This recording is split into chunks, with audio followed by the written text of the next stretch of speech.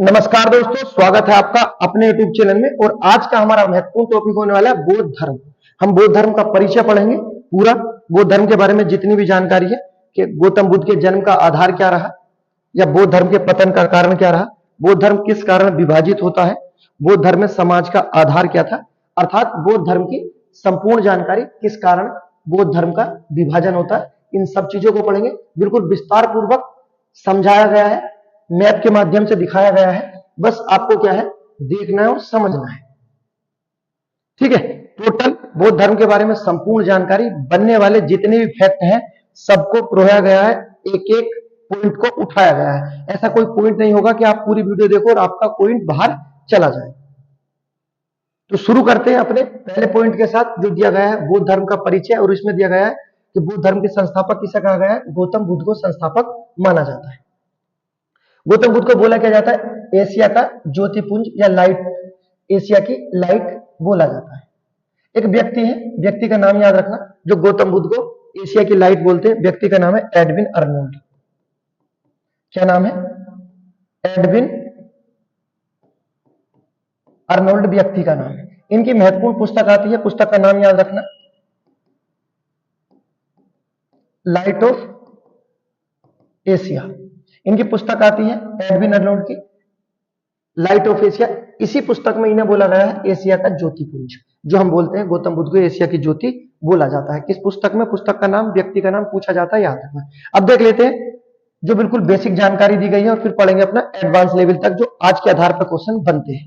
पहला पॉइंट, गौतम बुद्ध के जन्म के बारे में दिया गया है कि जन्म कब हुआ, 553 ईसा पूर्व। कहां हुआ था, लुम्बिनी ग्राम, कपिल वस्तु में। और ये कहां पर है, नेपाल में। तो जन्म कहां हुआ था गौतम बुद्ध का, नेपाल में, याद रखना। क्योंकि जन्म नेपाल में हुआ है, ज्ञान की प्राप्ति बिहार में होगी और मृत्यु यूपी में होगी। और इसी तरह से क्वेश्चन पूछे जाते हैं, कोई कंफ्यूजन नहीं होगा, सब चीजें क्लियर कर दी जाएंगी। ठीक है, याद रखना। उसके बाद देखते हैं पिता, पिता का नाम शुद्धोधन। किस गणराज्य के थे, तो याद रखना है शाक्य गणराज्य के थे। गौतम बुद्ध का मूल नाम क्या था, सिद्धार्थ था। और कब तक रहा, 35 वर्ष की आयु तक गौतम बुद्ध का नाम क्या रहता है, सिद्धार्थ। और 35 वर्ष के बाद गौतम बुद्ध का नाम रखा जाता है गौतम बुद्ध। 35 वर्ष से पहले सिद्धार्थ के नाम से जाने जाते थे। इनकी माता का नाम महामाया, कोल्य गणराज्य की राजकुमारी थी। और जन्म के 7वें दिन बाद इनकी माता की मृत्यु हो जाती है। तो इनका जो पालन पोषण करती है, कौन करती है, इनकी मौसी। मौसी का नाम याद रखना, महाप्रजापति गौतमी। क्या करती है, इनके द्वारा इनका पालन पोषण किया जाता है। तो गौतम बुद्ध का पालन पोषण किसके द्वारा किया जाता है, इनकी मौसी द्वारा किया जाता है, याद रखना मौसी का नाम। उसके बाद 16 वर्ष की आयु में यशोधरा के साथ गौतम बुद्ध की शादी हो जाती है। उससे एक पुत्र होता है जिसका नाम है राहुल। तो पुत्र का नाम याद रखना। उसके बाद इनके एक सारथी थे, चन्ना, याद रखना, पूछा जाता है। और घोड़े का नाम कंथक था, गौतम बुद्ध के घोड़े का नाम कंथक था। उसके बाद ये याद रखना, जो चीजें दी गई हैं, ये गृह त्याग कर देते हैं कितनी वर्ष की आयु में, 29 वर्ष की आयु। ठीक है, तो एक गृह त्याग करने का कारण क्या है, उससे पहले आप एक चीज देखो, यहां पर दिया गया है सौर यात्रा के 4 दृश्य, जिस कारण गौतम बुद्ध अपना गृह त्याग करते हैं। जब ये बड़े हो जाते हैं तो अपने पिता से कहते हैं कि मुझे बाहर घूमना है, मुझे दुनिया देखनी है। ठीक है, तो इनके पिताजी मना करते हैं। मना इस वजह से करते हैं कि जब इनका जन्म होता है तो इनके पिता कुछ महापुरुषों को बुलाते हैं, और वो महापुरुष आते हैं और वो गौतम बुद्ध के बारे में ये बताते हैं इनके पिता से कि आपका बेटा या तो एक दिन बहुत बड़ा राजा बनेगा, या एक दिन बहुत बड़ा सन्यासी बनेगा। तो इनके पिता को यह डर था कि कहीं मेरा बेटा सन्यासी ना बन जाए। तो इस कारण ये गौतम बुद्ध को अपने साम्राज्य में ही रखते थे, बाहर जाने की अनुमति नहीं देते थे। लेकिन जिद करने के कारण, वो जिद करते हैं, बड़े हो जाते हैं गौतम बुद्ध, तो कहते हैं इनके पिताजी, चलो ठीक है आप जाओ, लेकिन मैं आपके साथ एक व्यक्ति भेजता हूं। व्यक्ति का नाम है चन्ना, जो हम पढ़ते हैं गौतम बुद्ध के सारथी थे। और गौतम बुद्ध के पिताजी चन्ना से कहते हैं कि आप जाओ और इन्हें अच्छी अच्छी चीजें दिखाना, इन्हें ऐसी चीजें दिखाना जिससे इनका मन राजा की ओर आकर्षित हो जाए। चन्ना कहता है ठीक है। तो जब ये यात्रा पर निकलते हैं तो इन्हें 4 दृश्य दिखाई देते हैं। इन्हीं 4 दृश्यों को हम अपने एग्जाम में भी पढ़ते हैं और ये महत्वपूर्ण भी है। जब ये बाहर आते हैं तो पहले इन्हें दिखाई देता है एक बूढ़ा व्यक्ति। ठीक है, अपने साम्राज्य में तो देखा नहीं होता है, तो ये चन्ना से पूछते हैं ये कौन है। ठीक है, बूढ़ा व्यक्ति बिल्कुल बेकार स्थिति में, मतलब सीधा खड़ा भी नहीं हो जा रहा, बिल्कुल मुड़ के चल रहे हैं, खाल लटकी हुई है। तो गौतम बुद्ध से पूछते हैं गौतम बुद्ध चन्ना से कि ये कौन है? तो ये कहते हैं सर ये बूढ़ा व्यक्ति है और ये बहुत दुखी है, ये परेशान है, ये अपने अंतिम समय में है। तो कहते हैं अच्छा। फिर कुछ दूर चलते हैं, फिर इन्हें मिलता है बीमार व्यक्ति जिसके शरीर से पानी टपक रहा होता है, बिल्कुल बेकार होता है, रो रहा होता है, परेशान होता है। कहते हैं ये क्यों परेशान है? कि सर ये बीमार व्यक्ति है, ठीक है, और ये बहुत परेशान है, ये अपनी बीमारी का इलाज नहीं करा सकता, इस कारण ये परेशान है। तो इसे देखते हैं। फिर थोड़ा आगे जाते हैं तो एक शव यात्रा जा रही थी। तो शव यात्रा में जितने व्यक्ति थे सब परेशान, दुखी हैं सब। कहते हैं ये कौन है, ये क्यों जा रहे हैं इस तरह से कि ये सब के सब व्यक्ति परेशान है? वो कहता है हाँ ये सब व्यक्ति परेशान है क्योंकि ये शव यात्रा में जा रहे हैं, इनका कोई मर चुका है। तो ये सब दुखी है ना? कि हाँ ये सब दुखी है। उसके बाद आगे चलते हैं, एक मिलता है सन्यासी। पूछते हैं ये कौन है, ये सन्यासी इतना खुश क्यों है? इससे पीछे जो मिले हमें सभी व्यक्ति ये तो सब परेशान थे कि ये सन्यासी, और सन्यासी ऐसे ही होते हैं। सन्यासी अपना जीवन व्यतीत करते हैं, बिल्कुल खुश रहते हैं, किसी चीज की चिंता नहीं होती, कोई टेंशन नहीं होती है। तो गौतम बुद्ध कहते हैं कि मुझे भी यही वाला जीवन व्यतीत करना है, मुझे भी सन्यासी बनना है। और इनके पिता को जिस चीज का डर था वही चीज होती है जो महापुरुषों ने कहा था कि गौतम बुद्ध या तो एक दिन बड़े राजा बनेंगे या एक दिन सन्यासी बनेंगे, और ये डिसीजन लेते सन्यासी लेने का। और अपने पिता से आकर बता देते हैं कि मुझे सन्यासी बनना है। इनके पिताजी कहते हैं मुझे तो पहले से पता था कि कुछ ना कुछ तो होगा। फिर चन्ना से बात करते हैं कि आपने अच्छे से नहीं समझाया था। कि चन्ना का मैंने समझाया था लेकिन इन्हें पसंद ही सन्यासी आए हैं, अब मैं क्या करूं? लास्ट में अपने घर पर सारे डिसीजन लेते हैं और ये क्या करते हैं, गृह त्याग कर देते हैं। यही गृह त्याग है 29 वर्ष की आयु में। जब ये गृह त्याग करते हैं तो इसे क्या बोला गया है, महावीर निष्क्रमण बोला गया है। तो याद रखना महावीर निष्क्रमण क्या है, तो कहना गृह त्याग की घटना है। और ये गृह त्याग कर देते हैं, और गृह त्याग करते समय ये तपस्या करने चले जाते हैं। कहां? तो तपस्या की स्थली याद रखना उरुबेला। और उरुबेला को आज बोला गया बोध गया, तो बोध गया उरुबेला। एग्जाम में क्वेश्चन पूछा गया उरुबेला का आधुनिक नाम क्या है, याद रखना। और किस वृक्ष के नीचे तपस्या करते हैं? पीपल वृक्ष के नीचे तपस्या करते हैं, जिसे आज बोध वृक्ष या बोधि वृक्ष कहा गया है। जब तपस्या करते हैं तो एक नदी भी आती है, नदी का नाम क्या है, निरंजना। इस निरंजना नदी को किस नाम से जाना जाता है? इसे ही हम पुनपुन नदी कहते हैं, और इसे ही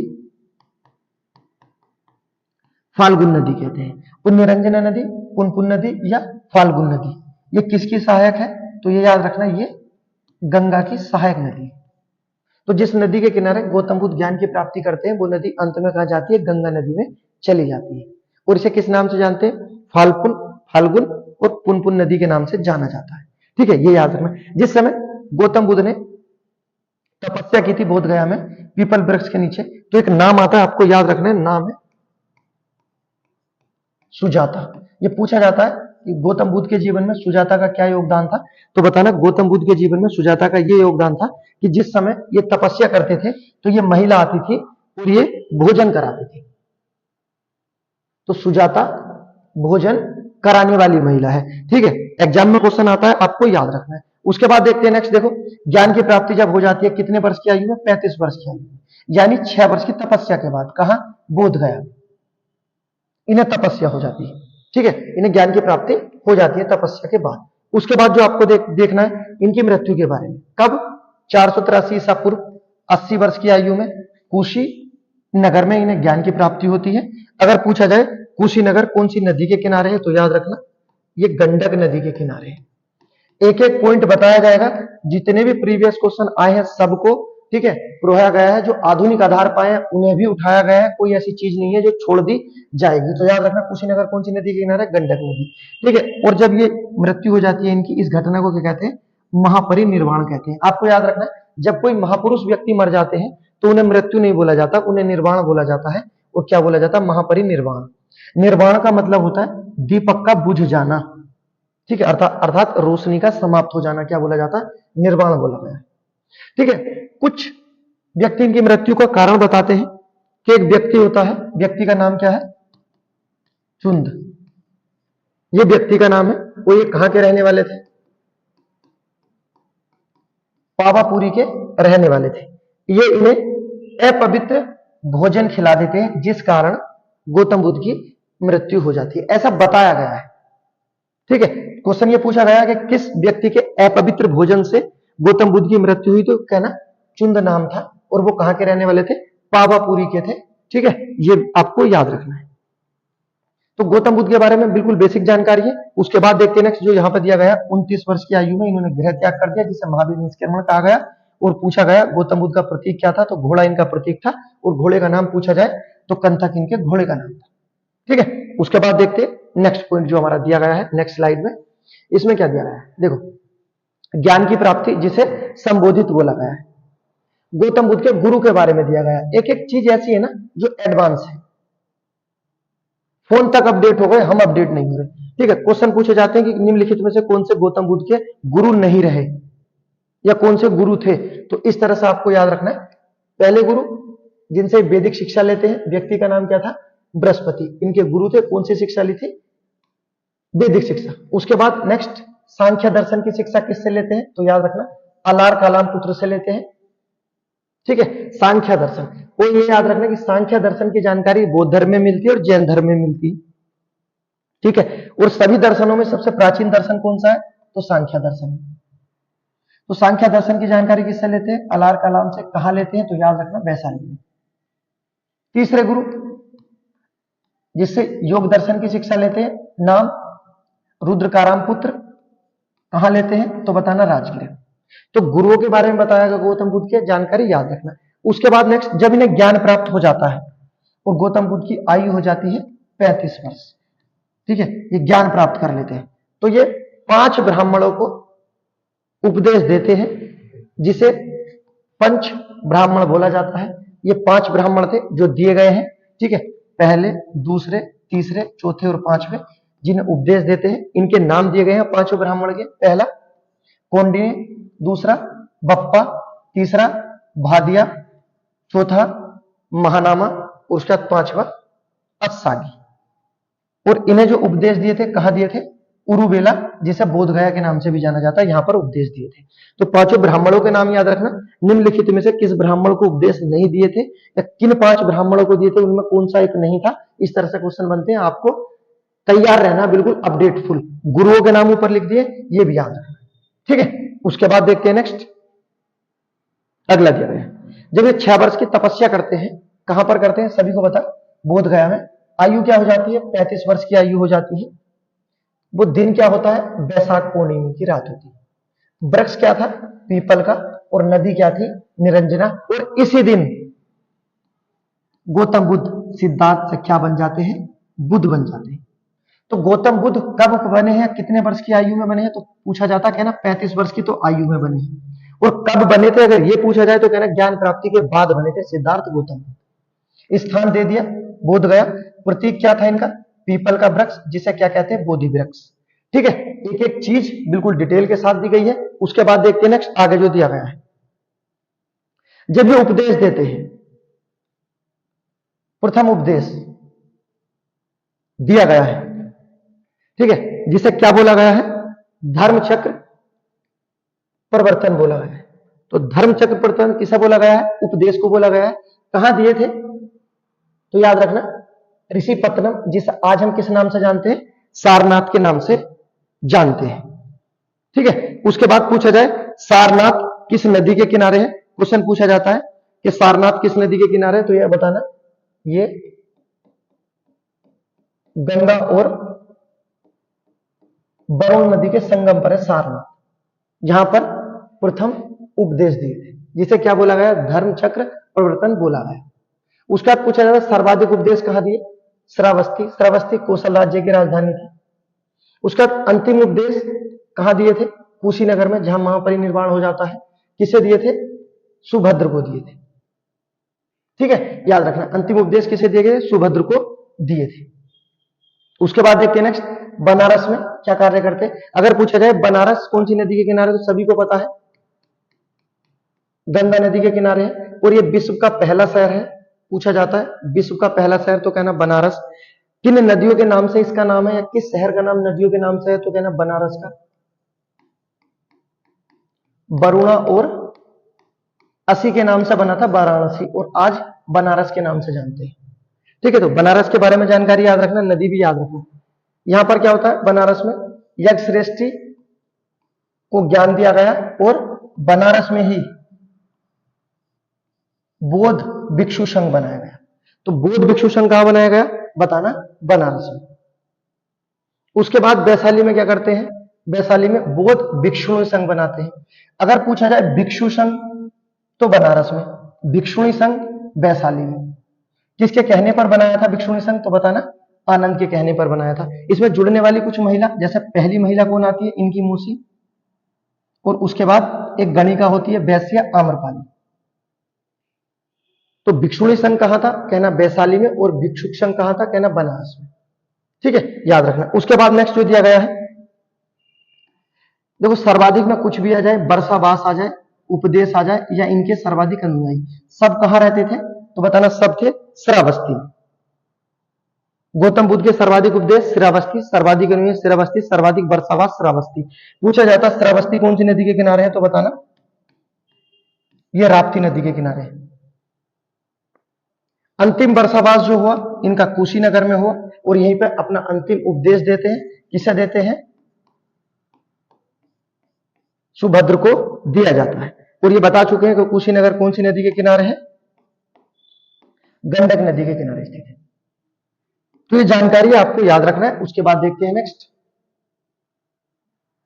बात कर लेते हैं इनकी मृत्यु के बारे में जो दिया गया है। मृत्यु कहां हुई थी, कुशीनगर मल राज्य। इनकी मृत्यु को क्या बोला गया, महापरिनिर्वाण। ठीक है, प्रतीक क्या था तो याद रखना, स्तूप। उसके बाद बुद्ध को 7 भागों में इनकी अस्थियों को, बौद्ध धर्म गौतम बुद्ध को ने इनकी अस्थियों को 8 भागों में बांट दिया और 8 स्तूप बनाए गए। तो इनकी अस्थियों को बांटा था, ना कि इनके शरीर को बांटा था। उसके बाद नेक्स्ट इनका अंतिम संस्कार कहां होता है, मल राज्य द्वारा किया जाता है, जो कहां है, कुशीनगर में। उसके बाद नेक्स्ट दिया गया है, कुछ घटनाएं दी गई हैं और उनके प्रतीक दिए गए हैं। जैसे गौतम बुद्ध कि गर्भ अवस्था का प्रतीक क्या था, तो गर्भ अवस्था का प्रतीक है हाथी। उसके बाद इनके जन्म का प्रतीक कमल, युवावस्था का सांड, जब इन्होंने गृह त्याग किया इसका प्रतीक घोड़ा, जिस समय इन्हें ज्ञान की प्राप्ति होती है तो प्रतीक पीपल का वृक्ष। उसके बाद ज्ञान प्रसार या समृद्धि का शेर। उसके बाद निर्वाण का पदचिन्ह, और लास्ट महापरिनिर्वाण का स्तूप, जो स्तूप बनाए गए। तो इनके प्रतीक हैं, याद रखने हैं। उसके बाद देखते हैं नेक्स्ट, यहां दिया गया है बौद्ध साहित्य के त्रिपिटक। पाली भाषा में थे, बहुत महत्वपूर्ण है, यहां से हमारे क्वेश्चन पूछे जाते हैं कि बौद्ध धर्म के पिटकों के बारे में बताओ। पिटक जो है बौद्ध धर्म का, यह हमारा पाली भाषा का शब्द है, जिसका अर्थ होता है टोकरी। क्या होता है, टोकरी इसका अर्थ होता है। पहले देखते हैं जो दिया गया है, सुत्त पिटक, उसके बाद विनय पिटक, उसके बाद अभिधम पिटक। तो बौद्ध धर्म में कितने पिटक हैं, 3। पहला सुत्त पिटक, विनय पिटक, अभिधम पिटक। उसके बाद देखो इनके रचनाकार दिए गए हैं, सुत्त पिटक के आनंद है, विनय पिटक के उपाली है, और अभिधम पिटक के मोगली तिस्य पुत्र है। तो तीनों दिए गए हैं, 3 पिटक है, इन्हें बनाने वाले व्यक्ति भी दिए गए हैं। सबको देखते हैं जो दिया गया है। अब देखो यहां पे दिया गया है सुत्त पिटक। सुत्त पिटक को क्या बोला गया, बौद्ध धर्म की या बौद्ध धर्म का इंसाइक्लोपीडिया बोला गया है। क्या बोला गया है, बौद्ध धर्म का इंसाइक्लोपीडिया।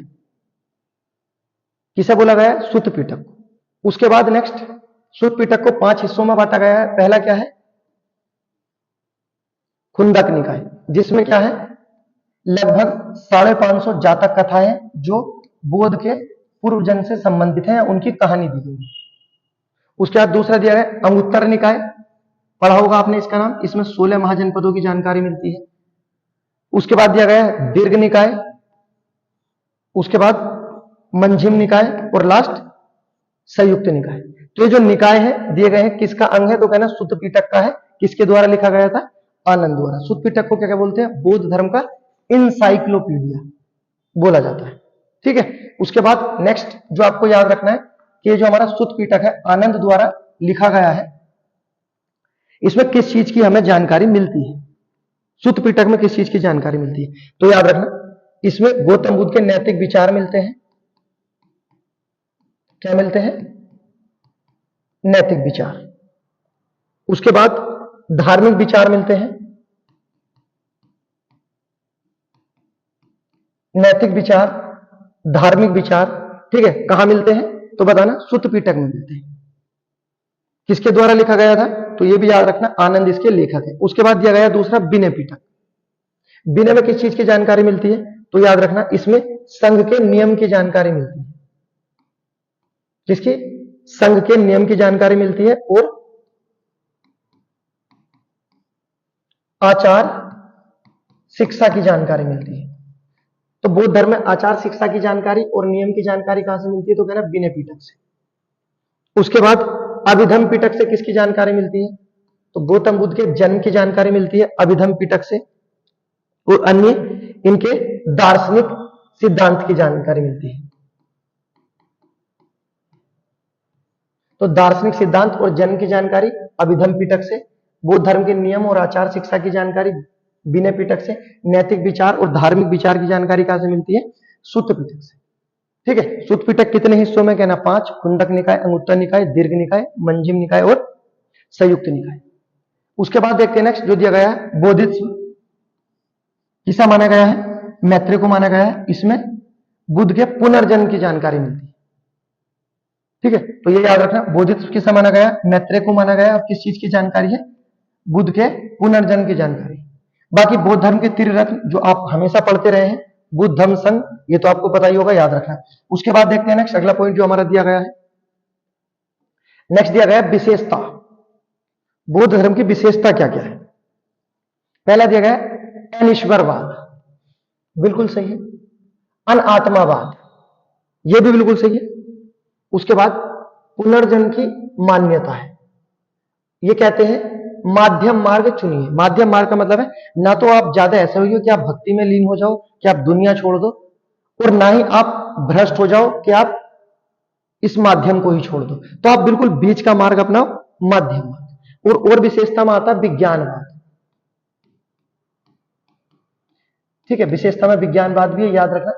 अनिश्वरवाद, अनित्यवाद, पुनर्जन्म की मान्यता, माध्यम मार्ग और विज्ञानवाद। ठीक है, ये चीज आपको याद रखना है। और ये आत्मा को नहीं मानते थे, आत्मा को नहीं मानते हैं बौद्ध धर्म वाले, ये याद रखना है। उसके बाद नेक्स्ट गौतम बुद्ध कुछ कहते हैं। बुद्ध कहते हैं कि ये जो हमारी तृष्णा होती है,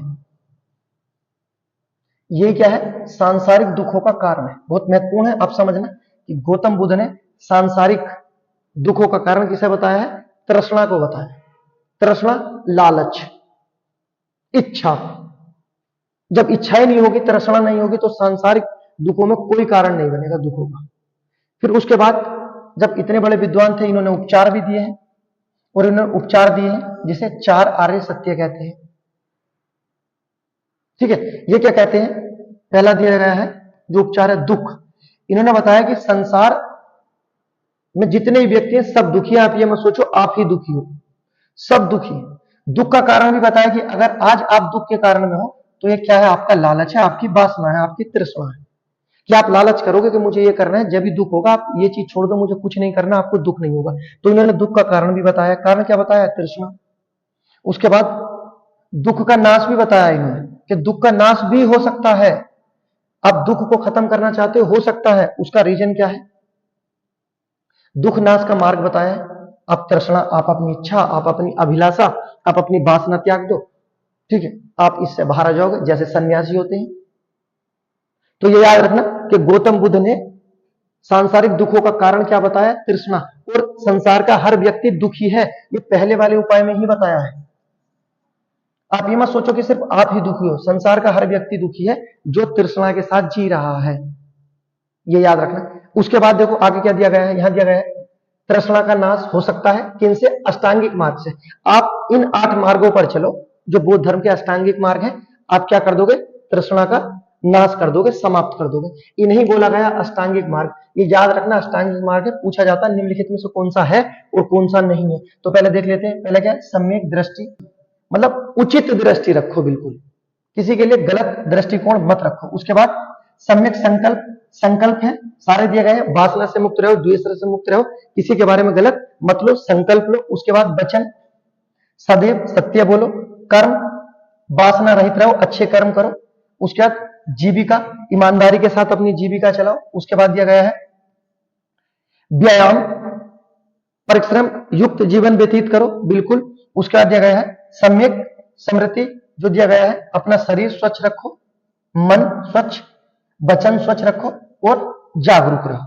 उसके बाद नेक्स्ट दिया गया है सम्यक समाधि। इसमें क्या है, अपने चित्त को एकाग्र रखो। कहने का मतलब अपना दृष्टिकोण बिल्कुल फिक्स रखो, अपना लक्ष्य बिल्कुल फिक्स रखो, भटको मत। तो ये अष्टांगिक मार्ग है जो दुखों के कारण के बाहर बताए गए। किसके द्वारा?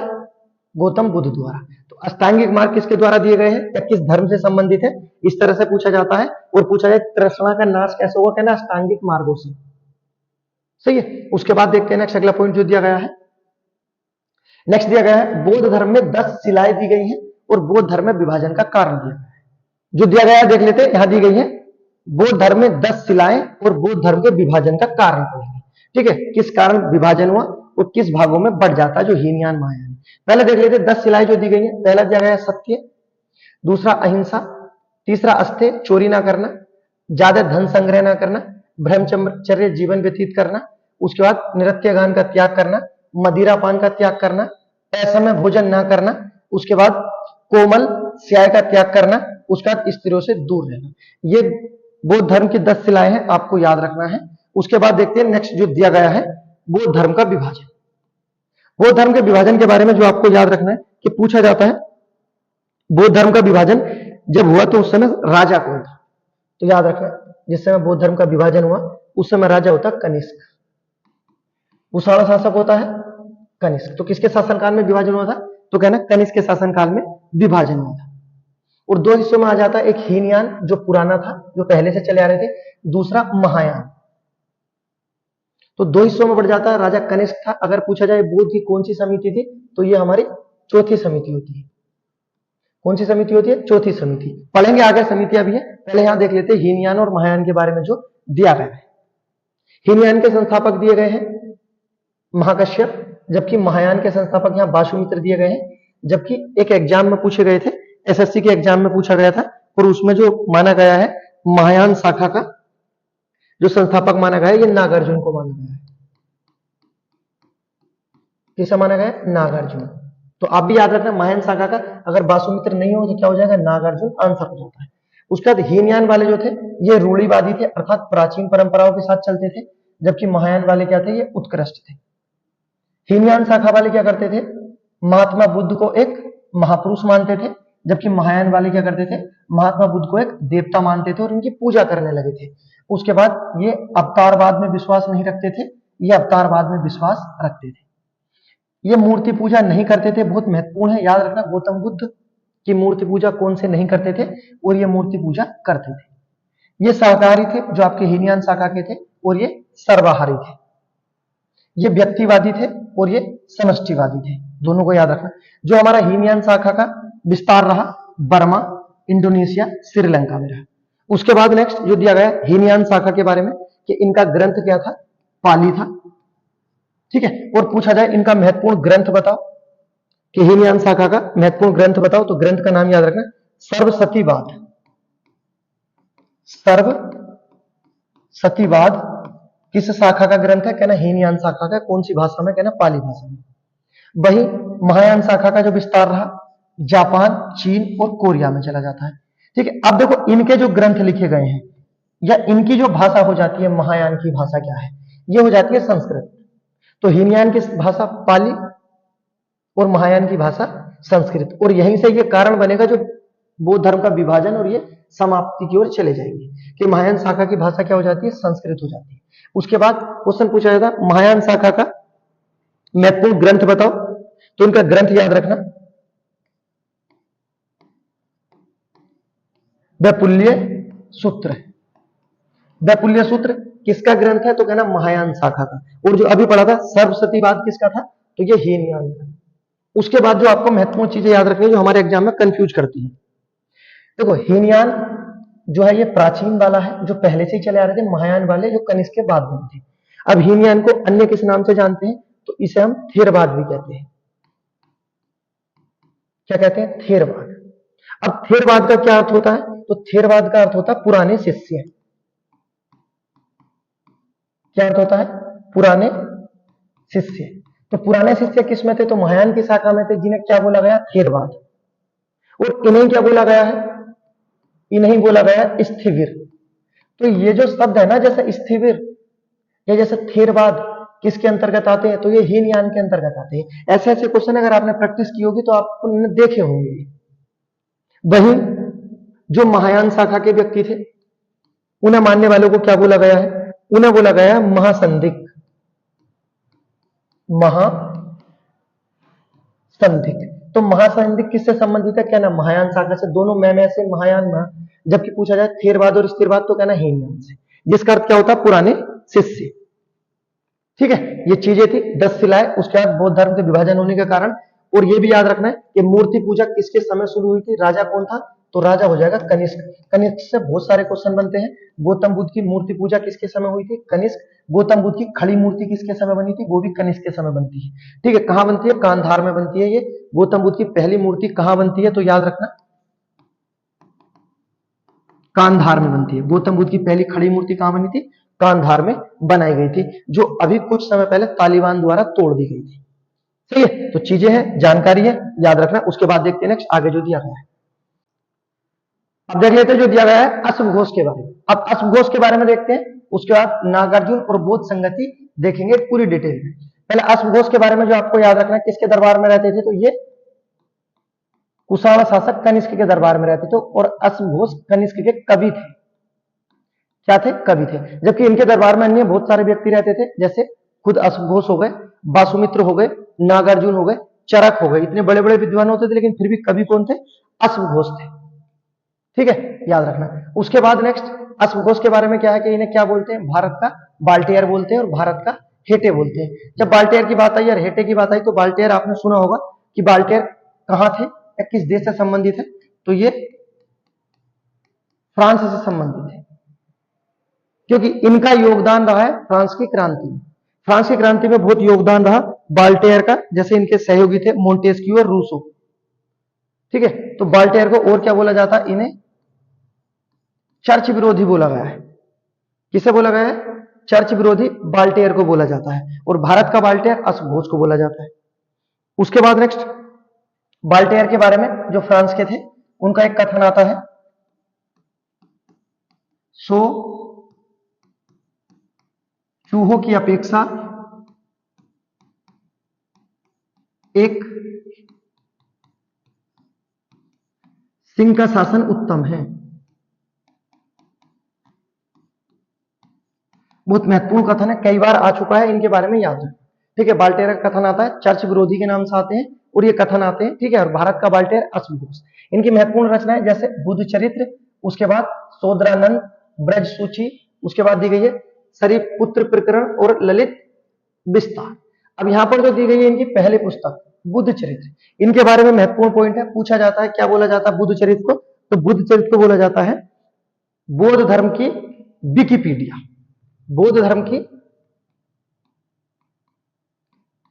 विकिपीडिया किसे बोला गया है? बुद्ध चरित्र को। जबकि इनसाइक्लोपीडिया किसे बोला गया है? तो इनसाइक्लोपीडिया बोला गया है सुत्त पिटक।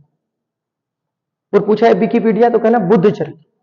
ठीक है, तो ये याद रखना अश्वघोष के बारे में। उसके बाद नेक्स्ट देखते हैं जो दिया गया भारत का आइंस्टीन, किसे बोला गया है? नागार्जुन को बोला गया है।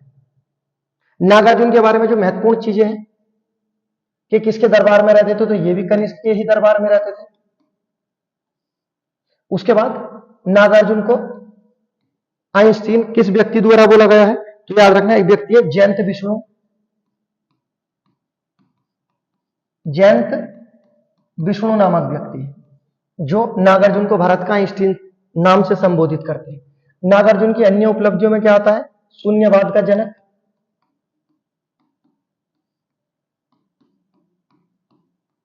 शून्यवाद का जनक किसे कहते हैं? नागार्जुन को। उसके बाद माध्यमिक कारिका इनकी महत्वपूर्ण पुस्तक है। माध्यमिक कारिका इनकी महत्वपूर्ण पुस्तक है। सापेक्षता का सिद्धांत इन्हीं के द्वारा दिया गया है। सापेक्षता का सिद्धांत किसके द्वारा दिया गया?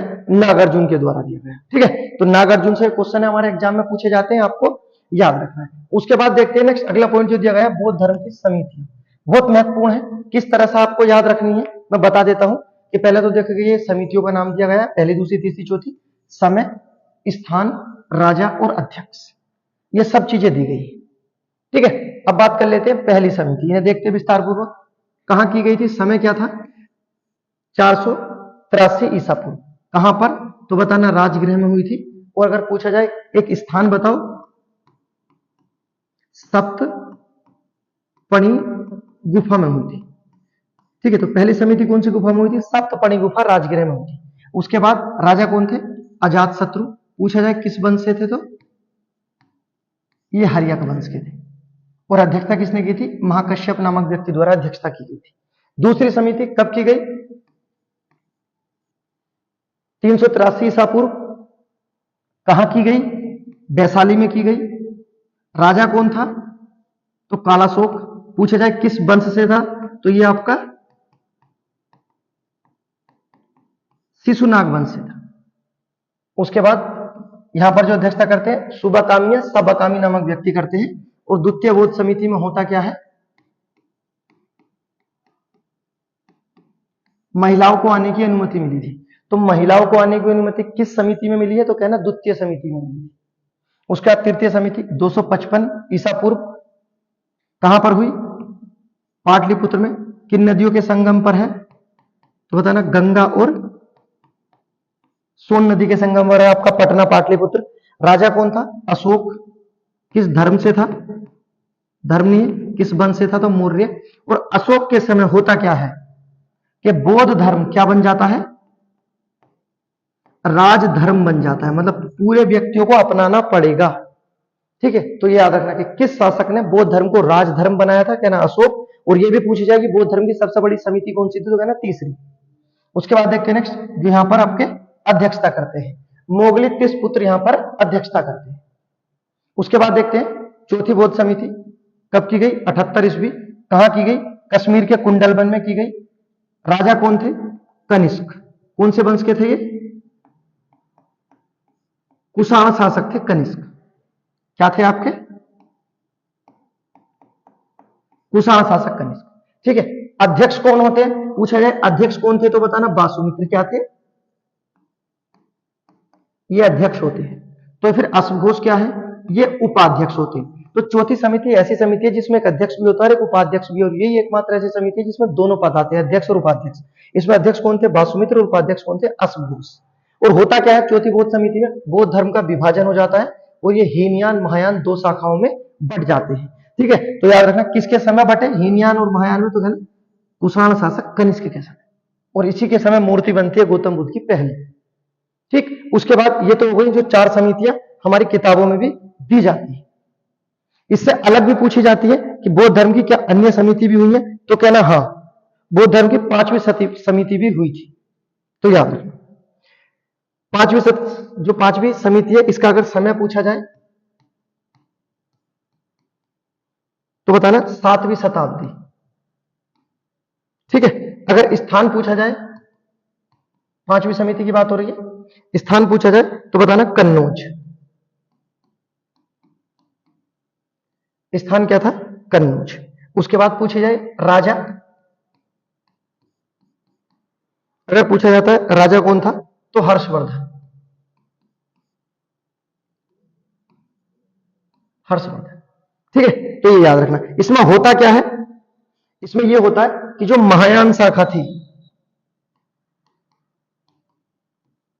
जो महायान शाखा थी उसे श्रेष्ठ घोषित कर दिया जाता है। 5वीं समिति है ये। ठीक है, तो याद रखना बौद्ध धर्म की 5वीं समिति 7वीं शताब्दी कन्नौज में हुई थी, हर्षवर्धन के समय हुई थी। अगर अध्यक्षता पूछी जाए, इसकी अध्यक्षता किसने की थी, तो व्यक्ति है हुएनसांग। हुएनसांग बौद्ध धर्म की कौन सी समिति की अध्यक्षता करता है, तो कहना 5वीं समिति की अध्यक्षता करता है। और इस 5वीं समिति में महायान शाखा को श्रेष्ठ घोषित कर दिया जाता है। ठीक है, तो ये समितियां हैं जो 4 दी गई हैं, हमने आपको 5 बताई है। 5वीं से भी क्वेश्चन बनते हैं, आपको याद रखना। उसके बाद देखते हैं नेक्स्ट अगला। नेक्स्ट दिया गया है कुछ अन्य तथ्य, जैसे देखते हैं बौद्ध धर्म के त्रिरत्न दिए गए हैं, बुद्ध, धम्म और संघ। ठीक है, मेन चीज जो आपको याद रखना है कि बौद्ध धर्म ने प्रवेश लेने की आयु कितनी थी? तो प्रवेश लेने की न्यूनतम आयु 15 वर्ष होगी, और जब 15 वर्ष होगी तो प्रवेश का जो आपका संस्कार होगा उसे क्या बोला जाएगा? उपसंपदा बोला जाएगा। और जब आप प्रवेश लोगे, अपने माता पिता की अनुमति लेना अनिवार्य है। कोई भी बच्चा, कोई भी व्यक्ति अपने बिना माता पिता की अनुमति के बौद्ध जो आपके संघ है उसमें शामिल नहीं हो सकता था, याद रखना। बौद्ध धर्म के अनुयायी, इन्हें दो भागों में बांटा गया। पहला भिक्षुक होते थे जो जीवन भर सन्यासी रहेंगे, उसके बाद एक उपासक होते थे जो अपना गृहस्थ जीवन व्यतीत करते थे। तो भिक्षुक और उपासक दोनों ही अनुयायी थे, लेकिन एक सन्यासी रहे और एक गृहस्थ रहे। वैशाख पूर्णिमा का क्या योगदान रहा? तो याद रखना, गौतम बुद्ध का जन्म, ज्ञान की प्राप्ति और मृत्यु, सब कुछ वैशाख पूर्णिमा के दिन हुई है। इसी कारण बौद्ध धर्म में सबसे पवित्र दिन या सबसे पवित्र त्योहार क्या आता है? कहना वैशाख पूर्णिमा है। ठीक है, याद रखना। उसके बाद देखते हैं नेक्स्ट दिया गया है, अन्य तथ्य दे दिए गए हैं। और भैया क्या दिया गया है? भारत में पूजे जाने वाली प्रथम मूर्ति के बारे में भी बताया गया है। देखो, गौतम बुद्ध को जो दर्शाया गया है, दो अलग अलग मूर्तियों में दर्शाया गया है। क्या रीजन था इस तरह से? अब देखो, अलग अलग मूर्तियों में अलग अलग है, ये रीजन अभी बात करेंगे। पहले देख लेते हैं अन्य तथ्य। अन्य तथ्य में क्या है? वेदों का खंडन करते हैं, बिल्कुल सही है। मूर्ति पूजा का विरोध करते हैं, शुरू में मूर्ति पूजा का विरोध करते हैं और कनिष्क के समय से खुद गौतम बुद्ध की पूजा करने लगते हैं, जो विभाजन का कारण बने। सही है। उसके बाद बौद्ध धर्म में पूछा जाता है शिक्षाओं का सार क्या है? तो शिक्षाओं का सार याद रखना, प्रति समयानुपात। क्या है? प्रति समयानुपात शिक्षाओं का सार है। उसके बाद देखो यहां पर दिया गया बौद्ध धर्म के अन्य नाम, वेरी वेरी इंपोर्टेंट। जो गौतम बुद्ध के नाम पूछे जाते हैं, अलग अलग तरह से क्वेश्चन पूछा जाता है, आपको याद रखना कि इनके क्या क्या नाम थे। क्या क्या नाम है इनके? याद रखना, जैसे पहले दिया गया है शाक्य मुनि, तथागत, मैत्रेय। उसके बाद एक और नाम आता महत्वपूर्ण, मुनिंद्र। किसका नाम है? बुद्ध का। उसके बाद तथागत तो लिखा हुआ है, लिख देते हैं तथागत। अन्य में नाम आएगा आपका सुगत, गौतम बुद्ध को ही बोला गया है। और महत्वपूर्ण नाम है इनका लोकजीत। तो लोकजीत, सुगम, तथागत, मुनिंद्र, मैत्रेय और शाक्य मुनि किसके नाम है? सब गौतम बुद्ध के नाम। ठीक है। उसके बाद देखते हैं नेक्स्ट आगे जो दिया गया है, 123 फीट ऊंची प्रतिमा हिमाचल प्रदेश के रेवाल झील में लगाई गई है। किसकी है? गौतम बुद्ध की। आपको यह भी याद रखना कि ये रेवाल झील है कहां है? हिमाचल प्रदेश में।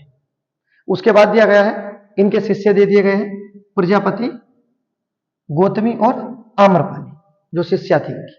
उसके बाद थेरवाद का संबंध हीनयान से है, इसके बारे में हम बात कर चुके हैं। थेरवाद का संबंध किससे है? हीनयान से। अब देखो बौद्ध धर्म का विस्तार कहां तक हुआ? चीन, Japan, Korea, Thailand, Cambodia, Sri Lanka, Nepal, Bhutan और भारत। सही है, याद रखना। उसके बाद नेक्स्ट, बौद्ध धर्म जब हीनयान महायान दो हिस्सों में बढ़ जाता है, फिर एक और नई और शाखा आती है जिसका उद्भव चीन में हुआ था, जिसका नाम है वज्रयान। वज्रयान, ठीक है। तो ये याद रखना, चीन में किस बौद्ध की नई संपदा का जन्म हुआ या कौन सी शाखा का जन्म हुआ? तो बताना वज्रयान। पूछा जाता वज्रयान का संबंध किससे? तो कहना बौद्ध धर्म से। ये हीनयान महायान से अलग शाखा थी वज्रयान, ठीक है, जबकि इसका झुकाव रहा महायान की तरफ। तो वज्रयान भी याद रखना कहां जन्मी थी? कहना चीन में। उसके बाद देखते हैं दिया गया भारत में पूजी जाने वाली प्रथम मूर्ति के बारे में दिया गया है। देखो यहां पर जो गौतम बुद्ध की जब पहली मूर्ति पूजी गई थी वो मथुरा कला की थी, जो आपके फोटो में दिखाई गई है। ये मथुरा कला की है और ये अपने अनुयायियों को अपना आशीर्वाद देते हुए दिखाया है। उसके बाद में ये दिखाई जानी बंद हो गई और सर्वाधिक जो बनाई गई कौन सी कला की बनाई गई? गांधार कला, जो इस दृश्य में दिखाई गई। और जो ज्यादातर दिखाई जाती है वो इसी दृश्य में दिखाई जाती है, गांधार कला। ठीक है, तो याद रखना। उसके बाद नेक्स्ट ये भी याद रखना कि मथुरा कला और गांधार कला इन दोनों का उद्भव कब हुआ था? तो कहना इनका कुषाणों के समय हुआ था। गांधार कला और मथुरा कला दोनों का कुषाणों का समय। उसके बाद दिया गया है नेक्स्ट, देखो पॉइंट दी गई है, कितनी महत्वपूर्ण चीजें दी गई है। बौद्ध धर्म के जो मठ और उसके बाद बौद्ध धर्म के पतन का कारण, कि ऐसा क्या हुआ कि इतनी तेजी से बढ़ा और जितनी तेजी से बढ़ा उतनी तेजी से ही पीछे को चला गया। ठीक है, तो पहले देखते हैं बौद्ध धर्म की जो हमारी मठे दी गई है। क्या गया, बौद्ध धर्म की मठ। पहले तो याद रखना मठ क्या होती है, बौद्ध धर्म में मठ क्या होता है। तो याद रखना शिक्षा का केंद्र, मठ क्या है, शिक्षा का केंद्र है मठ। उससे अलग भी पूछे जाते हैं, देखो जैसे शिक्षा का केंद्र क्या है, मठ है। एक शब्द पूछा जाता है चैत्य, चैत्य कि बौद्ध धर्म में चैत्य क्या है, तो ये होता है पूजा का स्थान। जैसे हम मंदिर बोल देते हैं, बौद्ध धर्म में क्या बोलते हैं, चैत्य बोलते हैं। ठीक है, तो याद रखना चैत्य क्या है, पूजा का स्थान। कुछ महत्वपूर्ण चैत्य जो हमारे एग्जाम में पूछे जाते हैं, इनके पूजा के स्थान है। जैसे याद रखना है कन्हेरिया, उसके बाद कालरे, कन्हेरिया, कालरे, अमरावती, ये महत्वपूर्ण बौद्ध धर्म के चैत्य हैं। ठीक है, तीनों को याद रखना, पूजा का स्थान होता है, जबकि मठ क्या होता है, शिक्षा का केंद्र होता है। अन्य एक शब्द आता है कि बिहार क्या होता है, बिहार क्या होता है। अब देखो अगर आप पूरा ब बना दोगे इस तरह से हिंदी वाला, तो बिहार हो जाएगा ये राज्य, लेकिन यहां लिखा हुआ है दूसरा बिहार। इस बिहार का क्या अर्थ होता है, तो इस बिहार का अर्थ होता है जिस समय बौद्ध के जो अनुयायी थे, जब वो घूम के आते थे, तो उनका जहां आके वो बैठते थे, उनका जो निवास स्थान था, तो याद रखना भिक्षुओं का निवास स्थान। भिक्षुओं का निवास स्थान क्या है, बिहार कहलाता है। ठीक है, चैत्य पूजा स्थल कहलाता है, मठ आपको पता है शिक्षा का केंद्र कहलाता है। ठीक है, याद रखना। उसके बाद देखते हैं नेक्स्ट जो पॉइंट दिए गए हमारे महत्वपूर्ण मठ। पहले दिया गया हेमिस मठ, कहां पर है, लद्दाख में।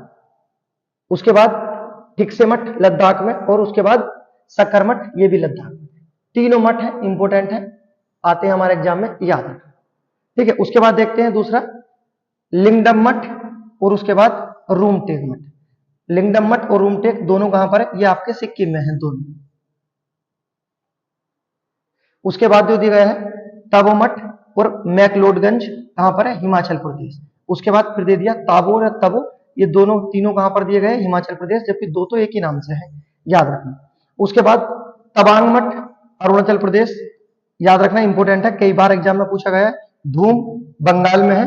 उसके बाद बेलकुप्पे कहां पर है, कर्नाटक में। तो महत्वपूर्ण मठ है, आपको याद रखने हैं। उसके बाद देखते हैं नेक्स्ट जो पॉइंट दिया गया है बौद्ध धर्म के पतन का कारण।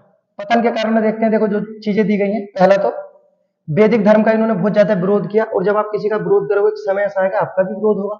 ठीक है, और वही कारण हुआ जब इनकी मूर्ति पूजा होने लगी तो इनका भी विरोध होने लगा, और ये धीरे धीरे घटते चले गए। उसके बाद इनके संघ और इनके जो सदस्य थे वो विलासित होते चले गए और आडंबर का केंद्र बनते चले गए। ठीक है, और व्यक्तियों का रुझान इनकी तरफ से हटता चला गया। उसके बाद जो दिया गया जैसे पुष्यमित्र शुंग जो बौद्ध धर्म के बहुत स्तूप तोड़ता है, उसके बाद शशांक जो बोधि वृक्ष कटवा देता है, और गुप्त काल में ब्राह्मण धर्म बहुत तेजी से फला फूला, ये भी इनके पतन के कारण है। उसके बाद तुर्की आक्रमण होते हैं, जैसे मोहम्मद बिन बख्तियार खिलजी दिया गया है, ये क्या करता है, नालंदा और तक्षशिला विद्यालयों को पूरी तरह से नष्ट कर देता है, जो बौद्ध की शिक्षा का केंद्र था, और यहाँ पर किताबें रखी हुई थी। भाषा परिवर्तन, जो हीनयान वाले होते थे, जो पाली को अपनाते थे, जब महायान में आए तो संस्कृत हो गई। उसके बाद स्वतः विभाजन हो गया, आपस में ही लड़ाई हो गई पूजा के लेकर। ठीक है, कि महापुरुष माने या पूजा करें, इस आधार पर तो स्वतः ही विभाजन। उसके बाद शंकराचार्य ने उन्हें वैदिक धर्म के प्रचार पर बहुत ज्यादा जोर दिया, तो ये इनके विभाजन का कारण रहा। ठीक है, याद रखना। उसके बाद नेक्स्ट जो आपको याद रखना है, इनकी शिक्षा के केंद्र दे रखे हैं, पहला तक्षशिला, उसके बाद दूसरा दिया गया है वल्लभी, विक्रमशिला और नालंदा। पहले तो आपको याद रखना तक्षशिला कहां पर है, तो ये वर्तमान में पाकिस्तान के रावलपिंडी में स्थित है। कहां है, पाकिस्तान के रावलपिंडी में स्थित है तक्षशिला। पूछा जाए कौन सी नदी के किनारे पर है, तो बताना सिंधु और झेलम नदी के संगम पर है। पूछा तक्षशिला का निर्माण किसने किया था, तो बताना राजा तक्ष द्वारा किया गया। ठीक है, विश्व की पहली यूनिवर्सिटी थी तक्षशिला, जो आज वर्तमान में कार्यरत नहीं है। उसके बाद दूसरा पॉइंट देखते हैं जो दिया गया है वल्लभी के बारे में। बल्लभी। पहले तो ये याद रखना कहां पर है, गुजरात में स्थित है। कहां पर है बल्लभी, गुजरात में। किसके द्वारा बनाया गया था, तो याद रखना इसका निर्माण भट्टारक द्वारा किया गया है। और बल्लभी जो है ये आपका हीनयान शाखा का केंद्र था। ठीक है, भारत में हीनयान शाखा का केंद्र क्या है, तो कहना बल्लभी। बाकी जितने भी हैं सब आपके महायान शाखा के। उसके बाद विक्रमशिला, इसका निर्माण कौन करता है, तो याद रखना धर्मपाल द्वारा विक्रमशिला विश्वविद्यालय बनाया जाता है। उसके बाद नालंदा विश्वविद्यालय, जिसे ऑक्सफोर्ड ऑफ महायान के नाम से जाना जाता है, किसके द्वारा बनाया गया था, कुमारगुप्त द्वारा बनाया गया था। ठीक है, तो ये जो जानकारी है आपको याद रखनी। इससे अलग की जो जानकारी आपको याद रखनी है कि गौतम बुद्ध को विष्णु का कौन सा अवतार माना गया है, ये चीज आपको याद रखनी है कि गौतम बुद्ध को विष्णु का नौवां अवतार माना गया है। कौन सा अवतार, तो याद रखना नौवां अवतार माना गया है।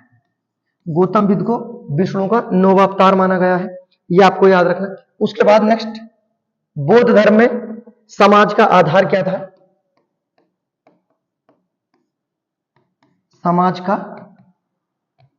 आधार पूछा जाता है, तो कहना बौद्ध धर्म में समाज का आधार या सर्वाधिक जोर जो दिया गया था, ये महिलाओं पर दिया गया था। महिला और शूद्र पर सर्वाधिक जोर दिया गया था, तो समाज का आधार था। उसके बाद क्वेश्चन पूछा जाता है बुद्ध संवत बताओ, तो बुद्ध संवत कब बना था, तो याद रखना 544 ईसा पूर्व बना था बुद्ध संवत।